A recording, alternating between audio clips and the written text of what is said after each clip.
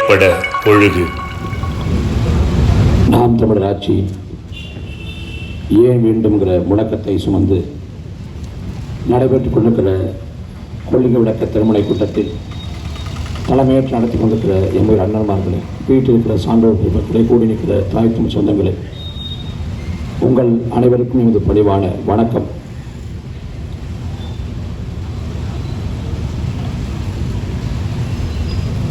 இன்றைக்கு நாடு இருக்கக்கூடிய சூழல் என்பது பேராபத்தாய் மாறி இருக்கிறது. ஆளக்கூடிய ஆட்சியாளர்கள் நாட்டை கொள்ளையடிக்கிறார்கள்.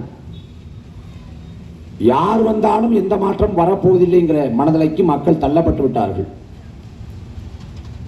திமுக வந்தாலும் இதுதான் நிலைமை, அதிமுக வந்தாலும் இதுதான் நிலைமை, எந்த மாற்றம் வரப்போறதுங்கிற நிலையில மக்கள் இந்த ஜனநாயகத்தின் மீது நம்பிக்கை இழந்து விட்டார்கள். அதன் வெளிப்பாடாக சட்டமன்ற தேர்தல், பார்லிமென்ற தேர்தல் வருகிறது என்றால் அந்த தேர்தலில் பெறக்கூடிய அதிகபட்ச லாபமாக கருதுவது வாக்கு கொடுக்கக்கூடிய பணம். 2000 ரூபாயோ 4000 ரூபாயோ 5000 ரூபாயோ இந்த பணம் தான் நம் தேர்தலில் அதிகப்படியாக பெறக்கூடிய லாபம் பயன் நினைக்கிறாங்க. இந்த நாட்டில் பேராபத்து என்னன்னா, ஆளக்கூடிய ஆட்சியாளர்கள் கோடி கோடியாய் பணத்தை கொள்ளையடித்து குவைத்தார்கள் ஒருபுறம், நாட்டின் இயற்கை வளங்களை சூறையாடி இந்த மண்ணை பாலைவனமாக மாற்றிக் கொண்டிருக்கிறார்கள் மறுபுறம். அதை கடந்து மக்களிடமிருந்த நேர்மையை, உண்மையை கொண்டு விட்டார்கள். நபிகள் நாயகம் சொல்றாங்க, ஒரு காலம் வரும், அந்த காலத்திலே நேர்மையோடு வாழ்வது என்பதே நெருப்பு துண்டுகளை கையில் வைத்திருப்பவங்க ஒப்பாங்க. ஒரு காலம் வரும்டா, அந்த காலத்தில் உன்னால நேர்மையா வாழ முடியாது. நெருப்பு துண்டை கையில் வைத்திருப்பது எவ்வளவு சிரமமோ அதே போல நேர்மையாக வாழ்வதுங்கிறது. அவர் சொன்ன காலம் நாம் வாழ்ந்து கொண்டிருக்கிற இந்த காலம் தான். காந்தியவாதி சத்தியமூர்த்தி சொல்றாரு, மக்கள் நாணயங்கள்ல, மக்கள் மனங்கள்ல லஞ்சம் ஊழல் ஊடுருவாம பார்த்துங்கிற. ஆனா மக்கள் நாணயங்கள்ல, மக்கள் மனங்கள்ல லஞ்சம் ஊழல் ஊடுருவிச்சு. 2021 சட்டமன்ற தேர்தல் வாக்குப்பதிவு நடக்குது. தமிழ்நாடு முழுமைக்கும் நாமக்கல் ராசிபுரத்தில் சாலையில் இறங்கி மக்கள் போராட்டம் செய்கிறார்கள். எதற்காக போராட்டம்? பக்கத் தெருவுக்கு அதிமுக காசு கொடுத்தது, எங்க தெருவுக்கு காசு வரவில்லை, காசை வாங்கி கொடுங்கள் போராட்டம். சென்னையில் 2016-17 போராட்டம். என்ன போராட்டம்? டிடிவி தினகரன் டோக்கன் கொடுத்தாரு, காசு வரல, வாங்கி கொடுங்க போராட்டம். புரட்சிகரமான போராட்டம். அப்ப இந்த நாடு எங்க போய்கிட்டு இருக்குது? மக்களிடம் இருந்த நியாய உணர்வை, அற உணர்வை, உண்மையை நிறைவே கொண்டுட்டான். நாட்டை மீட்கணும். அதற்கு முன்பாக மக்கள் மனதிலேயே மீட்கணும். யார் வந்து என்ன ஆக போகுது? நம்ம திமுகவே போடுவோம், அதிமுகவே போடுவோம்னா ஒண்ணுமே செய்ய முடியாது. நாம் கண்முன்னே பார்க்கிறோம் 1000 சிக்கல்கள், 1000 பிரச்சனைகள், ஆனா தீர்க்க ஆள் இல்லை. இன்னைக்கு தேசிய அளவில் என்ன பிரச்சனை? ஆந்திராவில் லெட்டில் மாட்டு கொழுப்பை கலந்துட்டான். இதுதான் தேசிய பிரச்சனை. நீ திறந்தோறும் அறுத்துக்கிற பால்லையும் மாட்டு கொழுப்பு இருக்குடா. மாட்டு கொழுப்புங்கிறது உணவு. அந்த உணவை சேர்த்ததற்கு நாடு கொந்தளிக்குது. ஆனால் வேங்க வேலுங்கிற கிராமத்தில் மனிதர்கள் அருந்தக்கூடிய நீர்ல மலத்தை கலந்தான். 2 ஆண்டாயிடுச்சுங்க, 2 ஆண்டு. இதுவரை பாதிக்கப்பட்ட மக்களுக்கான நீதி கிடைக்கல, குற்றவாளிகளை கண்டுபிடிக்க முடியல. இந்த கேடுகட்ட மானங்கட்ட திமுக அரசு சொல்றது, நாங்க சமூக நீதி கொடுத்துக்கிறோம், சமூக நீதி ஆட்சி நடத்தணும்னு. வேங்கவையில் பாதிக்கப்பட்ட குற்றவாளிகளை மக்கள் மன்றத்தில் நிறுத்தி சட்டத்தின் முன் தண்டனை வாங்கி கொடுத்திருந்தா, பாதிக்கப்பட்ட வேங்கவேல் கிராம மக்களை சந்தித்து அந்த மக்களின் வீட்டில் உட்கார்ந்து ஆறுதல் சொல்லி ஒரு கவலை தண்ணியை வாங்கி குடிச்சு நான் இருக்கேன் கவலைப்படாம இருங்கன்னு ஸ்டாலினோ உதயநிதி ஸ்டாலினோ சொல்லியிருந்தா சமூக நீதி மணந்திருக்கும். இன்னைக்கு வரைக்கும் போகல. 2024 பார்லிமெண்ட் தேர்தலில் வேங்கவேல் மக்கள் வாக்கு செலுத்தல. காரணம் என்ன? நாங்க இந்த நாட்டில் வாழ்றோம், எங்கள் உரிமைக்கோ உணர்வுக்கோ எந்த மதிப்பும் இல்லைன்னு அவ்வளவு ஆதங்கப்படுறாங்க. ஆனா சொல்லிட்டு இருக்கான் சிறப்பான ஆட்சியை கொடுத்துட்டு இருக்கோம். ஒரு 2 வாரத்துக்கு முன்னாடி எவ்வளவு கூத்து பண்ணாங்க. சென்னைக்கு மத்தியில் கார் ரேஸ், ஊருக்கு மத்தியில் கார் ரேஸ், பேருந்துலையும் ஊருக்கு வெளியே கிளாம்பாக்கத்தில். எப்படிப்பட்ட நிர்வாகம்! அடுத்த மாதம் பிறந்தால் சென்னை வெள்ளக்காடாக தத்தளிக்கும். தலைநகரத்தோட மக்கள் தவிப்பாங்க. சென்னையில் வெள்ள சமயத்தின் போது இந்த மக்கள் பாதிப்படாமல் இருப்பதற்கு என்ன செய்யணும் அரசு தெரியல. வெள்ளம் வந்தா சமாளிச்சிருவோம், சரி பண்ணிடுவோங்குது. ஆனா என்ன சமாளிக்க போறாங்க, என்ன சரி பண்ண போறாங்க? கடந்த ஆண்டு இதே போல வாக்குறுதி கொடுத்தார்கள், நாங்கள் சென்னையை பாதுகாப்போம், சென்னையில் வெள்ள காலத்தில் எந்த பாதிப்பும் வராதுன்னாங்க. ஆனால் வெள்ளம் வந்த பிறகு ஒட்டுமொத்த மக்கள் தத்தளித்து போனார்கள். அப்படி வடிகாலு வாய்க்காலு அதை சரி பண்ண முடியல. ஆனா 250 கோடியை கொட்டி இறைத்து கார் ரேஸ். தமிழ்நாட்டுக்கு 8 லட்சம் கோடி கடன் இருக்கிறது, 8 லட்சம் கோடி. இப்ப இருக்க பிரச்சனை உதயநிதி ஸ்டாலின் துணை முதலமைச்சர் ஆகணும். அவர் துணை முதலமைச்சர் ஆகிட்டா நாட்டில் பாலாறும் தேனாரும் கரைபுரண்டு ஓடுமா? எல்லா சிக்கலும் தீர்க்கப்பட்டுருமா? நாட்டின் கடன் 8 லட்சம் கோடி ரூபாய் வந்து ஒட்டு மொத்தமா தள்ளுபடி பண்ணிட்டுவாங்களா? என்ன ஆக போகுது? இன்றைக்கே கட்சியிலையும் ஆட்சியிலையும் ஸ்டாலினுக்கு பிறகு உதயநிதி ஸ்டாலின் தான், அது ஊருக்கே தெரியும். ஆனால் என்ன, துணை முதலமைச்சர் பொறுப்பில் அமர்த்தணுமா? எப்படிப்பட்ட இனம் இந்த இனம்? இந்த இனத்தை ஆள்றதுக்கு ஒரு தகுதி வேண்டாமா? இன்றைக்கு நீங்கள் பார்க்கிற இந்த புலிக்கொடி, இந்த புலிக்கொடி நாங்கள் மட்டும் சொந்தமா? 1000 ஆண்டுகளுக்கு முன்பாக இன்றைக்கு இருக்கிற இந்தியா, இலங்கை, பர்மா, மாலத்தீவு, Singapore, Malaysia, Thailand, Vietnam, Cambodia என்று உலகின் பல்வேறு நாடுகளை வென்றுவிட்டு மன்னாதி மன்னனாக மலம் வந்தான் நம் பாட்டன் ராஜராஜ சோழன். அவன் பேர் அருண்மொழி சோழன். ராஜராஜங்கிறது பட்டம், மன்னனுக்கெல்லாம் மன்னன், மன்னாதி மன்னன் பொருள். அவன் மகன் அரசேந்திர சோழன் மலேசியாவுக்கு கூலி வேலைக்கு போற அன்னைக்கு அந்த மலேசியாவை வென்றுவிட்டு கடாரம் கொண்டான் என்று பெயர் பெற்றான். 1000 ஆண்டுகளுக்கு முன்பாக எப்படி வாழ்ந்தோம்? உலகத்தில் தமிழகத்தை போல முற்போக்கு சமூகம் எங்கேயுமே இல்லை. 2000 ஆண்டுகளுக்கு முன்பாக சொல்றாங்க வள்ளுவன். இன்னைக்கு இல்லை, 2000 ஆண்டுக்கு முன்னாடி ஒரு நாடு எவ்வாறு நிர்வகிக்கப்படணும், எப்படி விவசாயம் பண்ணணும், கணவன் மனைவி உறவு எவ்வாறு இருக்கணும், நட்பு எவ்வாறு இருக்கணும், போர் எவ்வாறு புரியணும், கொடைனா என்ன, ஒழுக்கம்னா என்ன, வீரம்னா என்ன, எல்லாத்தையும் 2000 ஆண்டுகளுக்கு முன்பாக வள்ளுவன் சொல்றான் திருக்குறள்ல. 2000 ஆண்டுகளுக்கு முன்பாக சொன்னது இன்னைக்கு வரைக்கும் பொருந்தது. தமிழர்களுக்கு மட்டும் பொருந்துதா? இல்ல, உலகின் மானுட கூட்டம் எங்கெல்லாம் வாழ்றாங்களோ அத்தனை பேருக்கும் பொருந்தி போகுது. வீரத்தை பத்தி பாடுறான், மயிர் நீப்பின் வாழா கவரிமான் அண்ணால் உயிர் நீப்பின் மாணவரின் மானத்தை பத்தி பாடுறான். கவரிமான் எப்படி முடியை இழந்து வாழாதோ அதே போல நற்குடியில் பிறந்த மக்கள் மானத்தை இழந்து வாழ மாட்டாங்க. அப்படி வாழ்ந்தார்கள் தமிழர்கள், வாழ்ந்தார்கள், சான்று இருக்கிறது. சேர பாட்டை, ஒரு சேர மண்ணை கணக்கால் இரும்புற போர்ல தோத்து போற, சிறை பிடிக்க போடுறான். சிறையில் இருக்கிறப்ப கடுமையா தாகம் எடுக்குது. வாயு கவலன்ட்ட தண்ணி கொண்டு வா, தாகமா இருக்குங்க. வாயு கவலை அலட்சியமா போய் நெடுநேரம் கழிச்சு தண்ணியை கொண்டாந்து இடது கையால வச்சு அவமதிச்சிடறான்.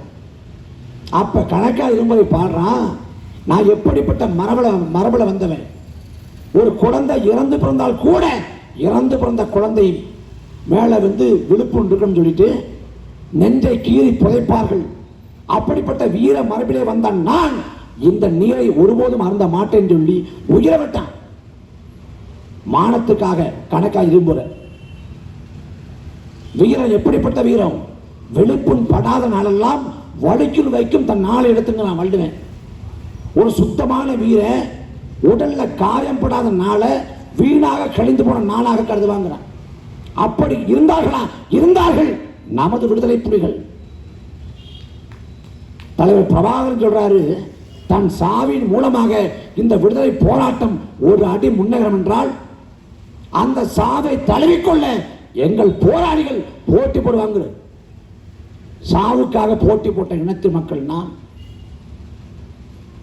2000 ஆண்டுக்கு முன்னாடி சொல்றான், ஒழுக்கம் விழுப்பம் தரலாம், ஒழுக்கம் உயிரினம் ஓம்ப படுக்கிற.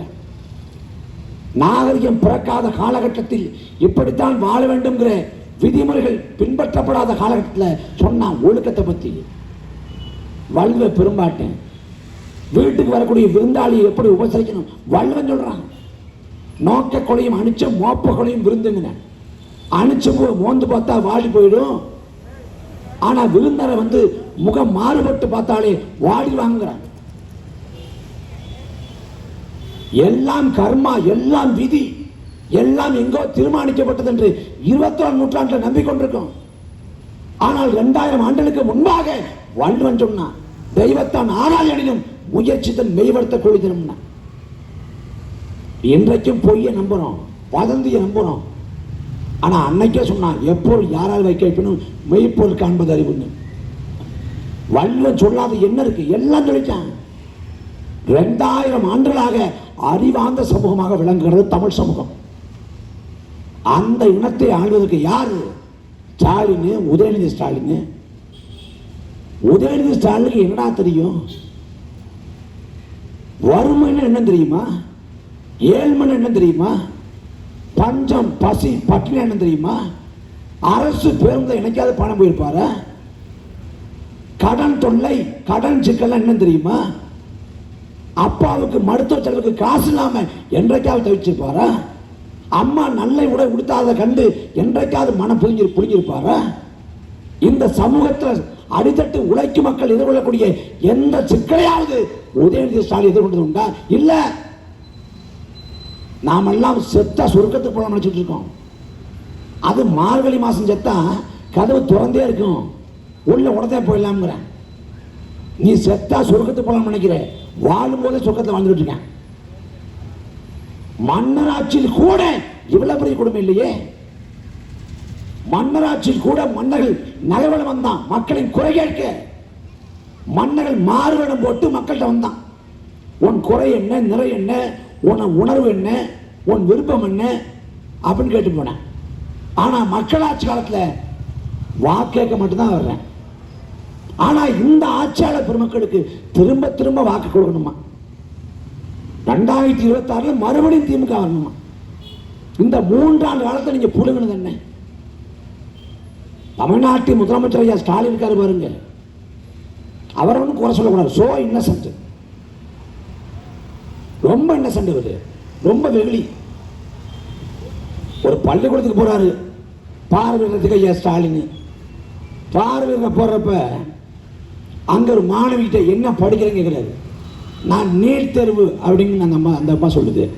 எத்தனாவது வருஷம் கேட்கிறாரு.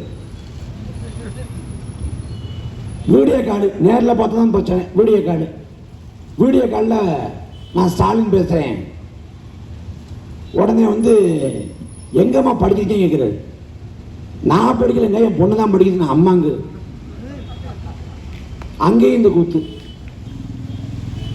பேர் வைக்க சொல்கிறாங்க, ஒரு குழந்தைக்கு பேர் வைக்க. அப்பா பேர் என்ன? அப்பா பேர் சேகடாவுது.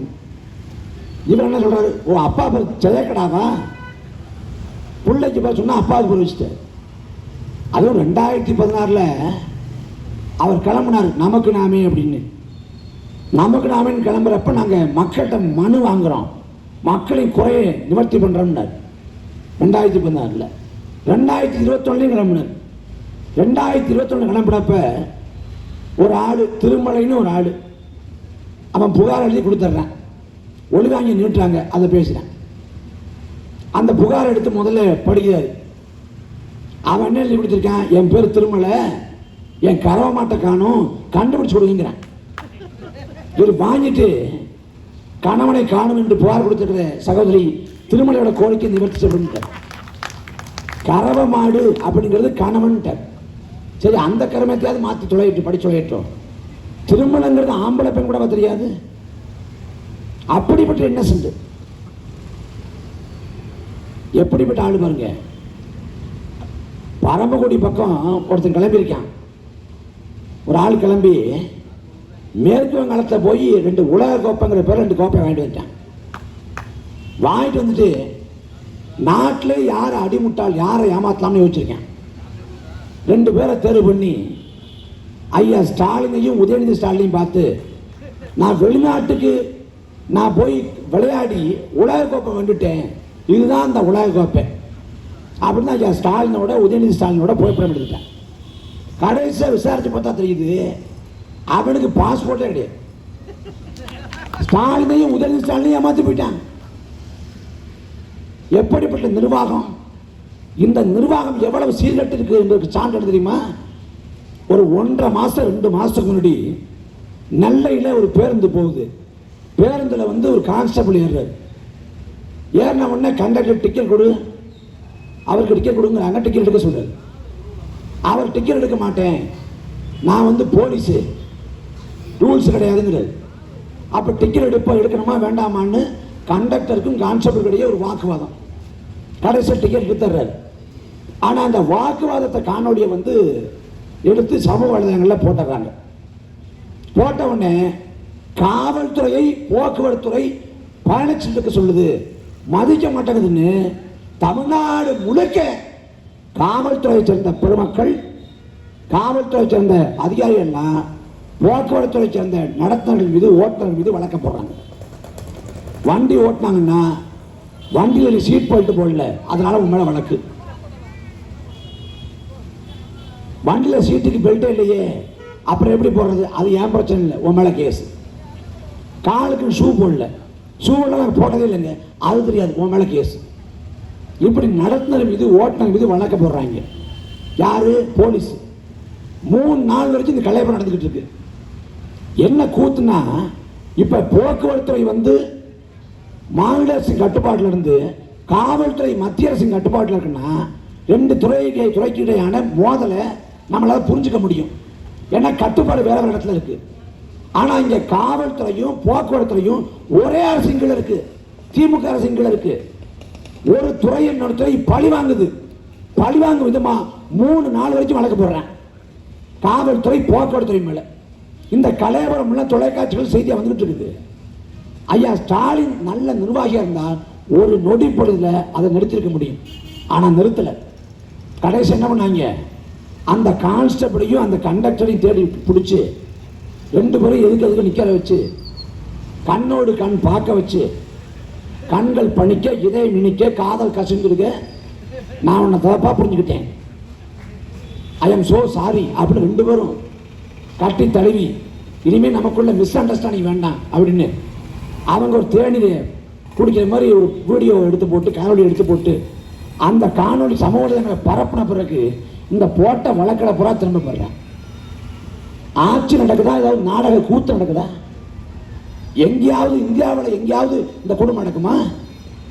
காவல்துறை உளவுத்துறை சரியாக இயங்குறதா? ஒட்டுமொத்தமாக திமுகவோட 3 ஆண்டுகள் ஆட்சி காலத்தில் கள்ளச்சாராயம் குடிச்சு 100 பேர் செத்து போயிட்டான். ஒருத்தர் 2 பேர் இல்லை, 100 பேர். 2023 ஒரு எண்ணிக்கை 20 பேர்கிட்ட, இப்ப 2024 ஏறக்குறைய 69 பேர் செத்து போயிட்டான். கள்ளச்சாரம் காட்சி மக்கள்கிட்ட வித்து மக்களை சாகடிச்சிட்டான். அந்த கள்ளச்சாரம் விச்சவன் யாருன்னு பார்த்தா கண்ணு குட்டிங்கிற ஒரு ஆளு. அவன் ராத்திரி போய் சாராயத்தை கள்ளச்சாரம் காய்ச்சறதுக்கு பொருளை வாங்கியாந்து காலையில் காய்ச்சிட்டு சாயங்காலம் மக்கள் கொடுத்து அப்புறமா குடிச்சிட்டு போனாங்களா? அவன் பல நாட்கள், பல மாதம், ஆண்டு கணக்கில் கள்ளச்சாரம் காய்ச்சி வித்திருக்கான். கள்ளச்சாரம் இங்க காய்ச்சி விற்கிறான்னா கண்ணு கெட்ட தொலைவில் 200 மீட்டருக்குள்ள நீதிமன்ற வளாகம் இருக்கு. அதே போல 200 மீட்டருக்குள்ள காவல்துறை இருக்கு. காவல்துறை இருக்கக்கூடிய காவல் நிலையத்துக்கு அருகாமலேயே கள்ளச்சாரம் வித்திருக்கான் அந்த கண்ணு குட்டிங்கிறவன். இதை கண்டும் காணாது அரசு இருந்ததன் விளைவாக 69 பேர் செத்து போயிட்டான்.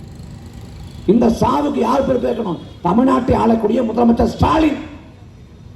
69 உயிர் போச்சு. ஆனா 10 லட்சம் ரூபாய் பணத்தை கொடுத்து அதை சரி கட்டலாம்னு மூடி மறைக்கிறாங்க. எப்படிப்பட்ட கேடுகட்ட நிர்வாகம்! இந்த வாரிசுன்னு படம் வந்துச்சு. அந்த படத்தோட தயாரிப்பாளர் வந்து அந்த படத்தோட அந்த பாடல் வெளியிட்டுள்ள நிகழ்வில் பேசினாரு. படத்துல சென்டிமெண்ட் வேணுமா சென்டிமெண்ட் இருக்கும், காமெடி வேணுமா காமெடி இருக்கும், ரொமான்ஸ் வேணுமா ரொமான்ஸ் இருக்குன்னு. அது மாதிரி திராவிட மாடல் ஆட்சியில் சாராயம் வேணுமா சாராயம் இருக்கு, கள்ளச்சாரம் வேணுமா கள்ளச்சாரம் இருக்கு, கஞ்சா வேணுமா கஞ்சா இருக்கு, அபின் வேணுமா அபின் இருக்கு, மெத்து வேணுமா மெத்து இருக்கு, எல்லாம் இருக்கு. தமிழ்நாடு குட்டிச்சுவராக மாறிக்கொண்டிருக்கிறது. கடைக்கோடி வரை கஞ்சா போகுது, கடைக்கோடி வரைக்கும். சாதாரண குக்கிராமங்கள் வரைக்கும் கஞ்சா போயிடுச்சு. இந்த பரம்பூர்ல இந்த வெள்ளிவாக்கத்தில் கஞ்சா இல்ல, கஞ்சா இல்லாத ஒரு நகரம் உண்டா சென்னைக்குள்ள? அத்தனை ஊர்லையும் கஞ்சா விற்கிறான். விடிய விடிய சாராயம் கிடைக்குது. காவல்துறை என்ன பண்ணிட்டு இருக்கு? என்ன செய்து காவல்துறை? உளவுத்துறை. படிக்கக்கூடிய பிள்ளைகள் இளைஞர்கள் நாசமா போறாங்க, போதைக்கு அடிமையாகிறான். அவர்களை பிடித்து சிறைப்படுத்த வேண்டிய அரசு கஞ்சா விற்கிற கஞ்சா மாஃபியாக்களை அரசு கைது பண்ணி சிறைப்படுத்தணும்னா இந்த அரசை விமர்சிக்கிறவன், இந்த அரசை கேள்வி கேட்கிறவன், சமூக விரோதங்களை கருத்து போடுறவன் இவங்களை கைது பண்ணுது. இப்படிப்பட்ட ஒரு கேடுகட்ட ஆட்சியை நிர்வாகத்தை எங்க பார்க்க முடியும்? நம் கண் முன்னே எல்லாத்தையும் இழந்து கொண்டிருக்கோம்.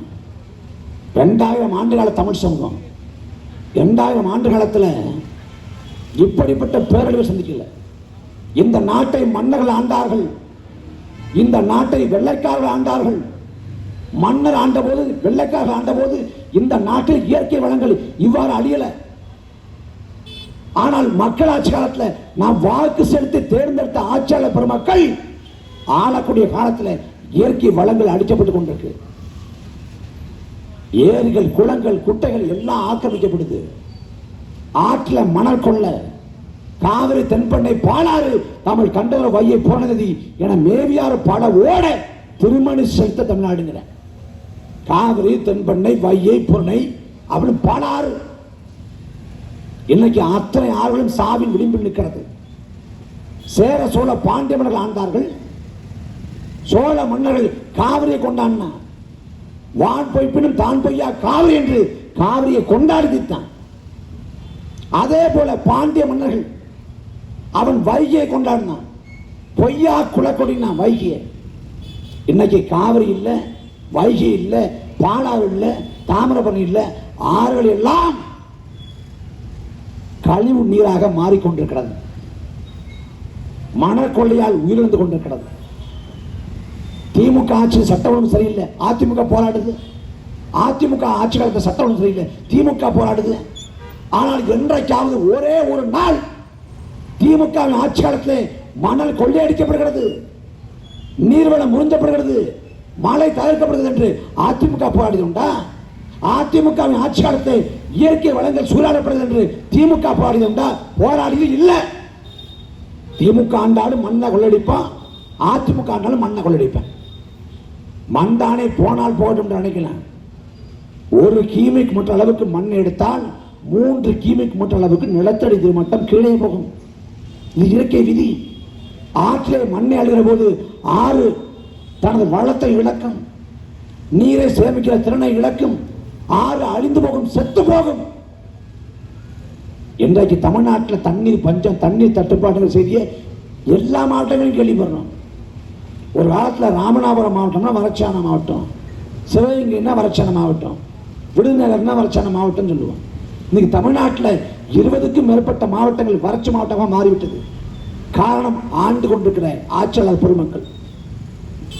அன்பான சொந்தங்களே, அரபு நாடுகள் இருக்கு நம் கண்முன்னே சாட்சியாக. Dubai, Qatar, Oman, Kuwait, Bahrain போன்ற நாடுகள். இந்த நாடுகளில் நம்ம ஊரில் இருப்பது போல மழைக்காலம்னு ஒரு காலம் இல்லை. துபாயில் பருவமழையெல்லாம் பெய்யாது, மழைக்காலம்னு ஒரு காலம் இல்லை. ஆனால் துபாயில் தண்ணீர் தட்டுப்பாடு, தண்ணீர் பஞ்சம் என்றைக்காவது கேள்விப்பட்டிருக்குமா? இல்லை.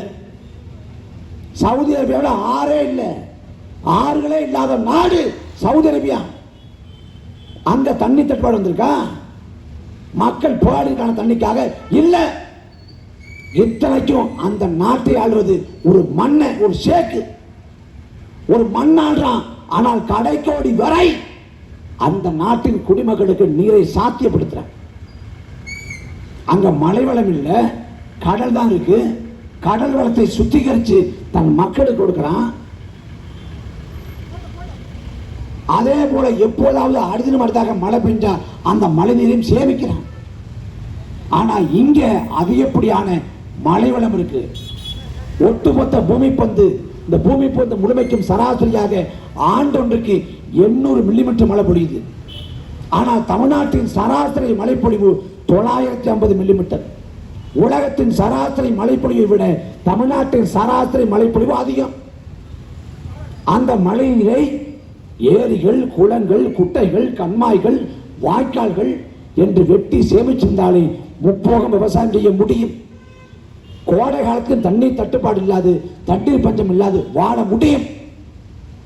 ஆனால் ஆளக்கூடிய ஆட்சியாளருக்கு அதை பற்றி எந்த கவலையும் இல்லை. தண்ணீர் விற்பனை பொருளாக இருக்க வேண்டிய அவசியம் இருக்கிறது. அடுத்த உலகப் போர் என்ற ஒன்று வந்தால் தண்ணிக்காக வருங்கிறான். தண்ணிக்காக உலகப் போர் வருமானு கேட்கல. தண்ணிக்காக குழாயில சண்டை வருது. ஆந்திராவோட, கேரளாவோட, கர்நாடகாவோட நமக்கு மோதல் வருது. அதுதான் உலக புறமா. அதே போலதான் மன்னராட்சி காலத்தில் ஜேசிபி இல்லை, கிட்டாச்சி இல்லை, டிராக்டர் இல்லை, பொக்கலன் இல்லை, கனரக எந்திரங்கள், வாகனங்கள் இல்லை. இருந்தது மண்வெட்டின் கடப்பாறை மட்டும்தான். மண்வெட்டின் கடப்பாறை கண்டு ஏரிகளை வெட்டினா, குளங்களை வெட்டினா, வெட்டி நீர்நிலையை பெருக்கினா, நீர்வளத்தை சேமிச்சா, மக்களின் நீர் தாகத்தை போக்கினா, விவசாயத்துக்கு பாசனத்தை ஏற்படுத்தினா, எல்லாத்தையும் சாத்தியப்படுத்தினா. மதுராந்தக ஏரிக்கு கட்டது யாரு? சோழ மண்ணு. வீராணம் ஏரிக்கு கட்டது யாரு? சோழ மண்ணு. மன்னராட்சி காலத்தில் கட்டப்பட்ட ஏரிகள், வெட்டப்பட்ட ஏரிகள்.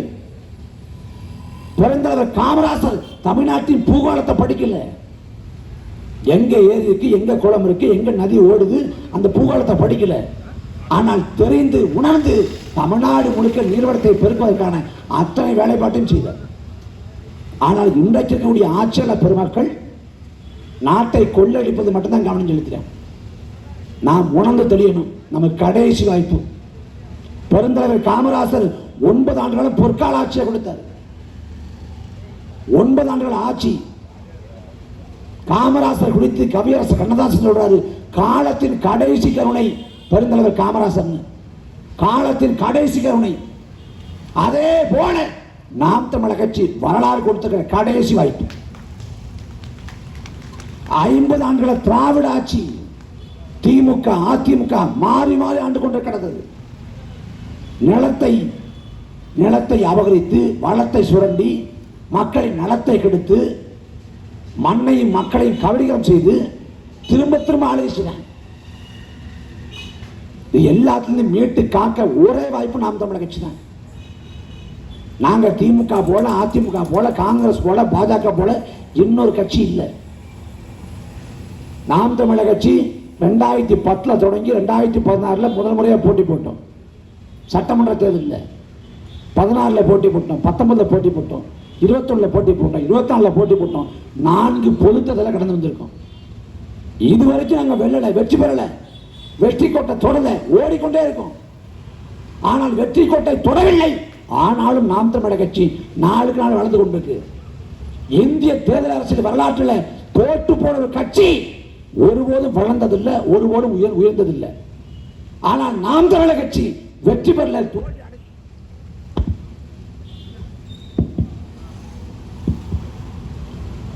நாம் தமிழர் கட்சி வெற்றி பெறனாலும் நாளுக்கு நாள் வளர்ந்து கொண்டிருக்கிறது, செல்வாக்கை பெருக்கிக் கொண்டிருக்கிறது.